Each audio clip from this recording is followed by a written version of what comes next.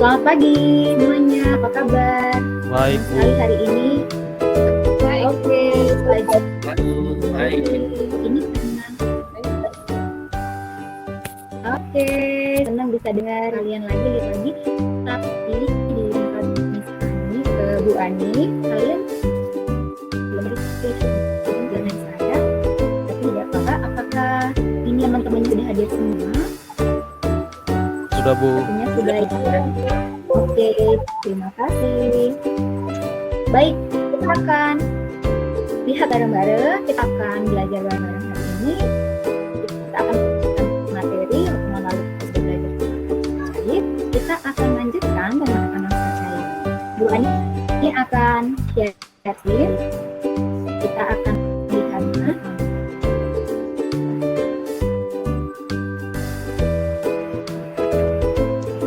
Oke, apakah saya sudah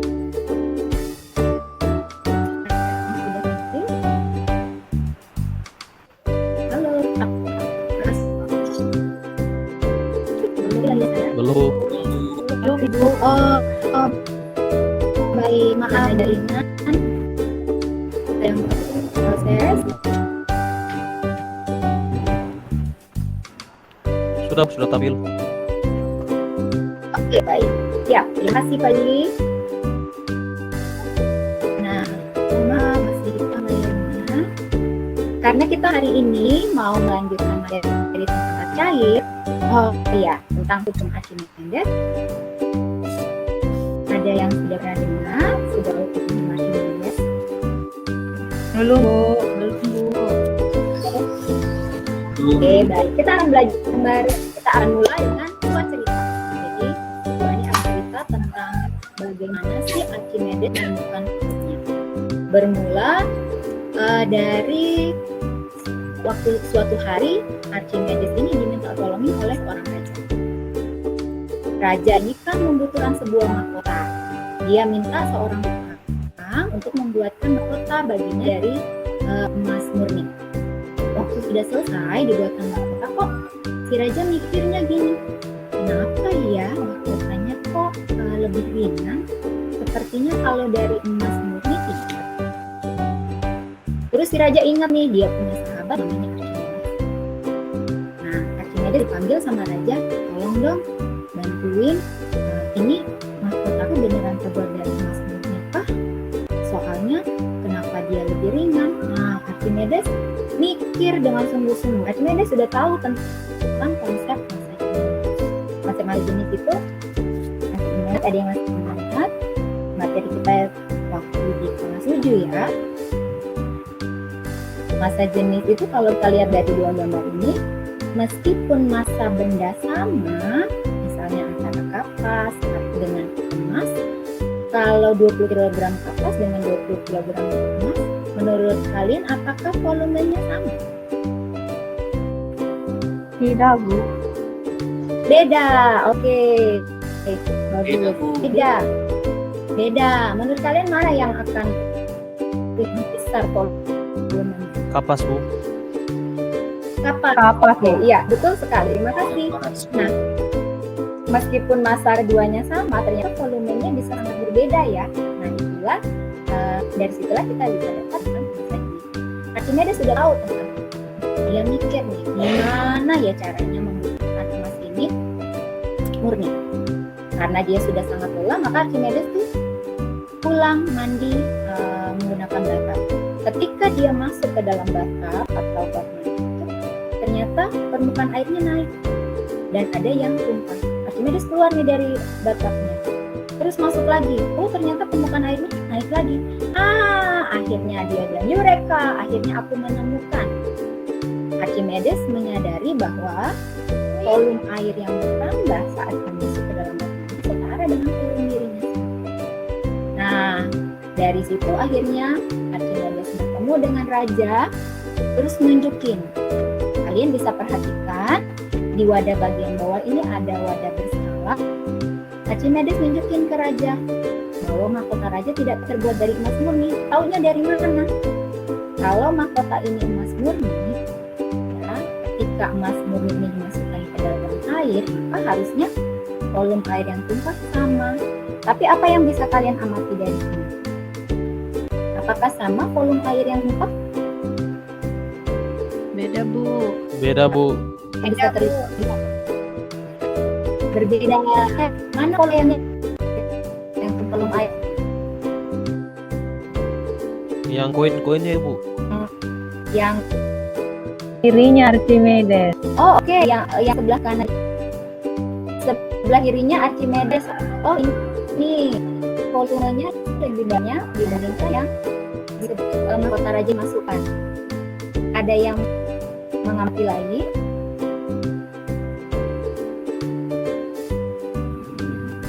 Coba diperhatikan. Ini dua skalanya ada dua, kemudian ini hanya satu skala yang kelihatan airnya tersebar. Oke, baik, dari sini ternyata volume air yang numpuk berbeda ya. Nah, kita misalnya Bu Ani akan stop sharing dulu. Kita mau belajar juga nih dari apa yang Archimedes sudah temukan, ternyata itu kita pakai dalam kehidupan kita sehari-hari. Oke. Nah, setelah mempelajari tentang Archimedes, kita bisa tahu nih apa ya yang ada di sekitar kita yang juga ternyata menerapkan Archimedes. Bisa lihat gelas berisi air yang Bu Ani pegang. Bisa, Bu. baik. Nah, Bisa, gelas Bu. ini berisi. Oke, siap. Nah, gelas ini berisi dengan air, hanya 3/4 gelas yang terisi. Kemudian dia akan memasukkan telur ke dalam. Ya, bantuan sendok biar enggak. Oke, kalian bisa lihat apakah telur ini, bagaimana posisi telur di dalam gelas ini? Tenggelam, Bu. Tenggelam, Bu. Oh oke, wah hebat, kalian sudah tahu ini tenggelam. Tenggelam itu seperti apa ya? Apa? Ya? Bendanya ada di dasar gelas, Bu. Bendanya di bagian dasar hebat, gelas, Bu Arun. Bendanya ada di dasar gelas. Baik. Ya, kalian sudah hebat. Nah sekarang kalau gelas ini, gelas berisi air ini, saya tambahkan garam. Apa yang akan terjadi ya? Dengan telur yang ada di dalam gelasnya, menurut kalian apa yang akan terjadi? Posisi telurnya akan tetap di sini atau dia akan mengalami perubahan? Akan melayang, Bu. Oh baik, Bu Sri Darmin, telurnya akan melayang. Melayang berarti nggak nempel lagi di permukaan gelas ya? Iya, Bu. Oke, kalau begitu untuk melihat perubahan telur yang ada di dalam gelas setelah diisi dengan garam, kita akan bekerja secara kelompok. Bu Ani akan membagi kalian ke dalam kelompok. Setiap kelompok terdiri dari 4 orang. Kita akan bekerja di breakout room. Jadi kalian akan berdiskusi di sana. Waktunya 20 menit. Ya, setelah 20 menit akan kembali lagi ke main room. Kalian juga bisa lihat LKPD-nya, lembar kerjanya di Google Classroom. Bu Ani sudah posting di sana. Silahkan dicek. Nah, untuk kelompok 1, ya, kelompok 1 ada Pak Juli, Bu Ani, Bu Sida, dan Bu Siti. Kemudian kelompok 2 Pak Medi, Bu Fatma, Bu Sri, dan Bu Rahmi. Kelompok 3 Bu Catherine, Bu Serdi, dan Bu Rani. Oke? Apakah sudah buka LKPD-nya? Sudah ketemu? Ada pertanyaan sebelum melakukan percobaan? Nanti Bu Ani akan keliling ke room kalian masing-masing. Silakan bekerja secara kelompok. Nah, kalian mengambil data, melakukan percobaan, sampai berdiskusi, waktunya 20 menit. Setelah itu kembali ke kantor, ya. Sudah jelas petunjuknya? Sudah Jelas, dibaca? Bu. Jelas, Bu. Ya, Bu Arum. Silakan kita mulai dari sekarang. Silakan berdiskusi. Jika nanti ada yang mau ditanyakan, saya akan keliling ke room. Terima kasih.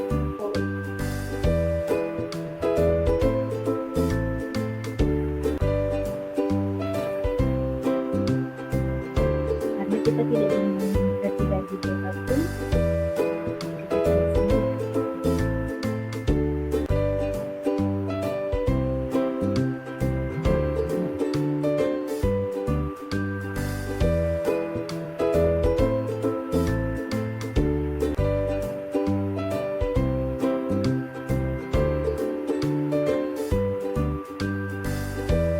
Oke, saya ada di room kelompok 1. Pak Juli, apakah jelas? Apakah ini percobaannya? Ada yang ditanyakan? Jelas Bu petunjuknya. Siap, silakan diskusi bersama teman-teman.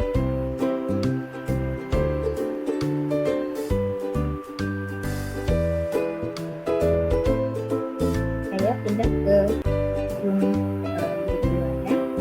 Selamat bekerja. Saya di grup 2 kelompok Kamedi.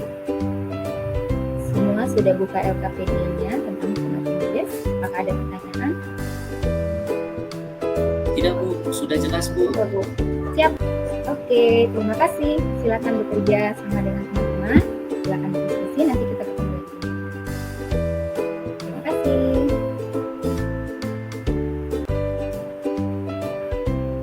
Saya akan ke room 3.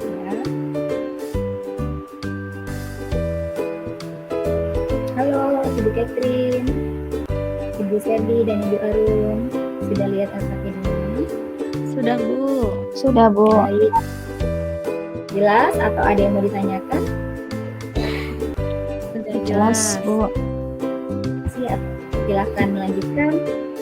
Kita ketemu lagi di sini. Terima kasih.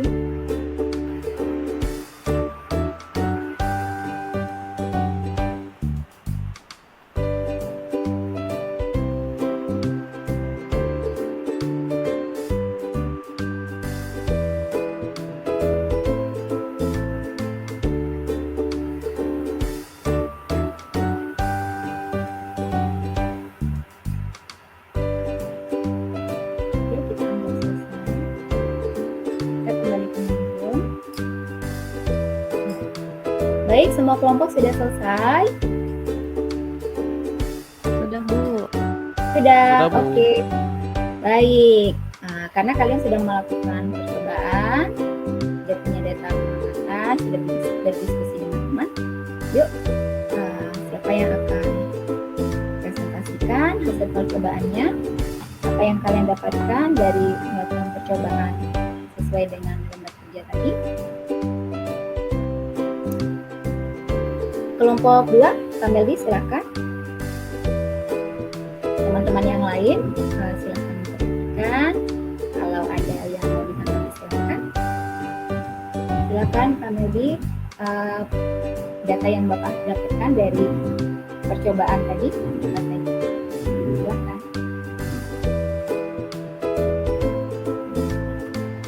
Ya baik Bu.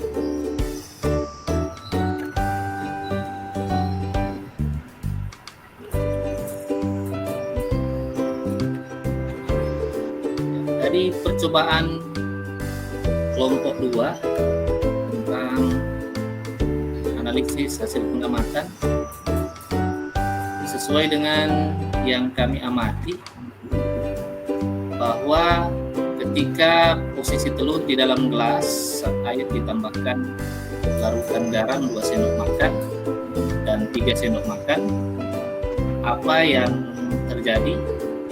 Ya, kami dapat menyimpulkan bahwa ketika ditambahkan 2 sendok makan dan 3 sendok makan, ada perubahan pada telur yang berada di dalam gelas yang berisi air tersebut. Nah, pada kasus yang pertama, bahwa sebelum ditambahkan larutan garam, telurnya dalam keadaan tenggelam.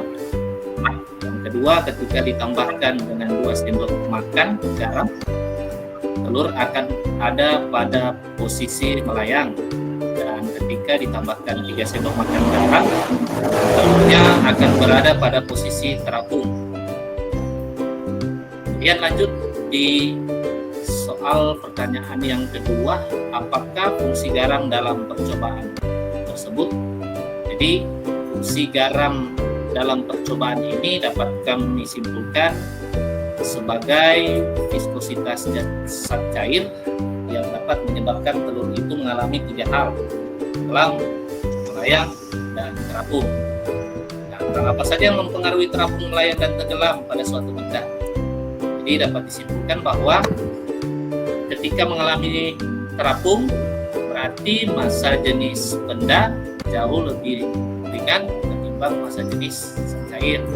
Nah, ketika melayang, massa jenis benda sama dengan massa jenis zat cair, dan ketika tenggelam, massa jenis benda lebih besar daripada massa jenis zat cair. Itu Bu, kesimpulan dari kelompok 2. Terima kasih Bu. Baik, terima kasih Pak Meldi dan kelompok 2, keren sekali, lengkap sekali. Ya, wah kalian sudah hebat ya. Dari percobaan dilakukan sudah tahu langsung, oh iya ternyata ketika ditambahkan garam, ternyata posisi telur di dalam zat cair yang melemah air tanpa ditambah garam ternyata akan mengandung telur. Oke, karena terbatas itu kita akan bersama-sama ya untuk lebih memahami Archimedes dari yang sudah kalian pelajari, lakukan percobaan. Bu Ani akan share screen lagi, kita akan lihat tentang hukum Archimedes. Oke, teman-teman, kita akan lihat ya. Apakah layar saya sudah muncul? Belum, Bu. Belum, Bu. Oh.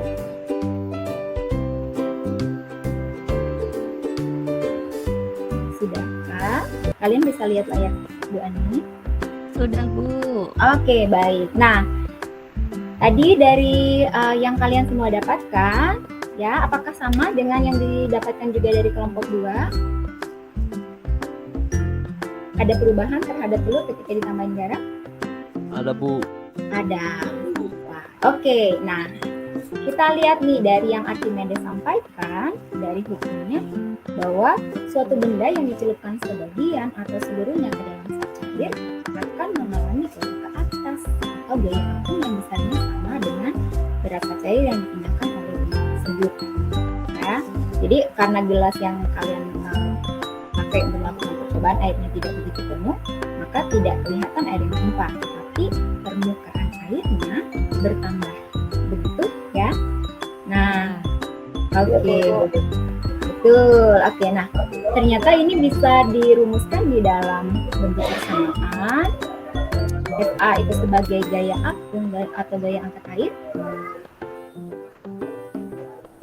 Kemudian rho atau massa jenis zat cair.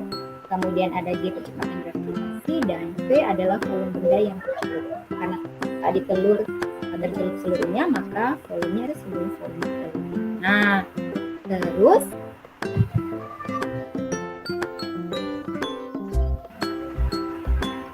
oke, jadi ternyata kenapa bisa kalau kita juga di dalam air, misalnya kita berenang ya, ternyata kita di dalam air itu merasa lebih ringan. Siapa yang suka berenang? Pernah berenang?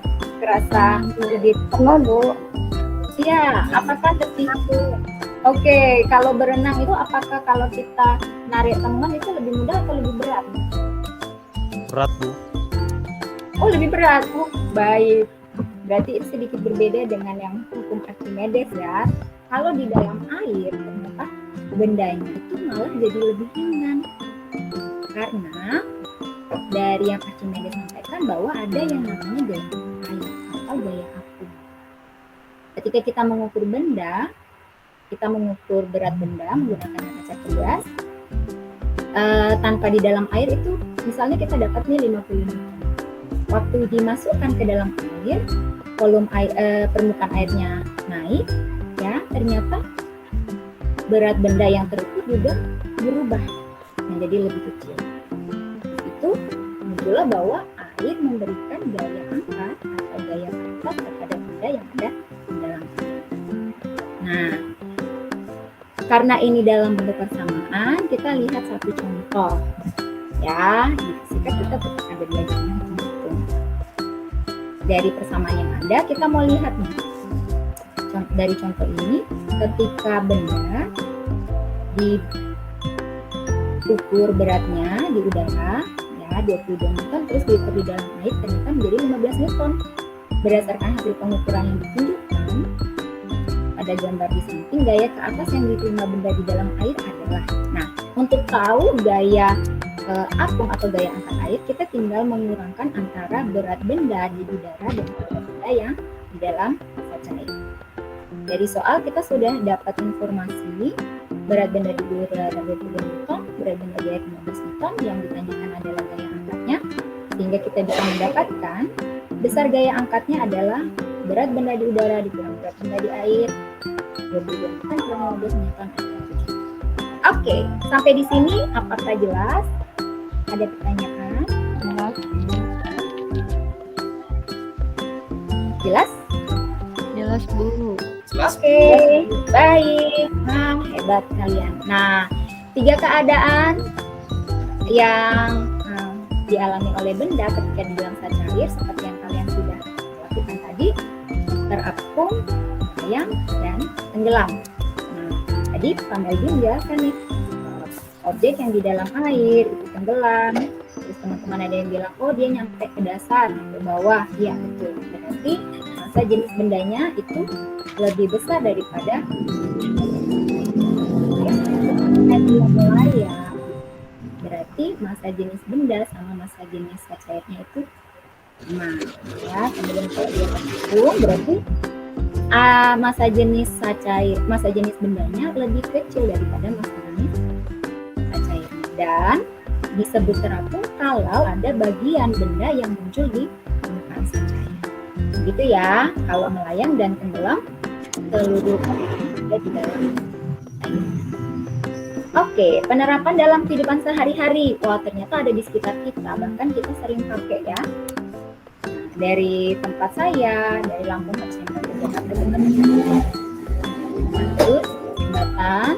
Ini jembatan Selatan itu adalah jembatan yang menggunakan prinsip Archimedes. Jadi ini adalah wadah-wadah kosong ya yang diapungkan di air sehingga itu bisa menjadi jembatan. Misalnya ada di dermaga, terus kapal selam dan juga. Oke, sampai di sini apakah ada pertanyaan?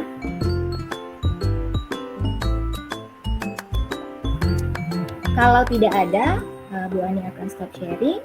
Karena Bu Ani sudah selesai menjelaskan, ada latihan soal yang sudah saya kirimkan di Google Classroom. Ada 2 latihan soal tentang hukum Archimedes. Yuk kita coba kerjakan. Kalau ada pertanyaan, kita akan langsung diskusikan di sini. Sudah lihat di Google Classroom? Udah Bu. Oke, baik. Ada soal?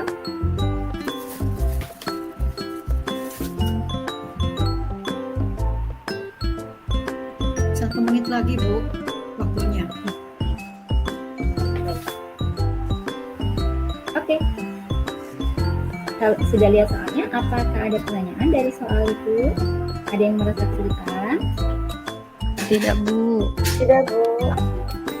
Nah, karena waktu kita sudah habis, kalian boleh melanjutkan, kerjakan di rumah masing-masing, kemudian silahkan dikumpulkan. Ya, karena itu dalam bentuk Google Form, nanti kalian silahkan langsung submit setelah selesai mengerjakan. Kita akan bahas bersama di pertemuan selanjutnya ya. Dan Baik Bu. setelah itu kita akan setelah di pertemuan selanjutnya setelah bahas soal, kita akan lanjut ke materi tekanan. Baik, hari ini cukup. Terima kasih atas partisipasi kalian semua. Kalian hebat. Kita ketemu lagi di pertemuan depan. Tetap jaga kesehatan. Sampai jumpa. Sampai jumpa Bu.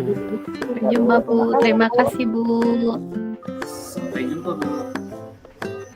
Terima kasih.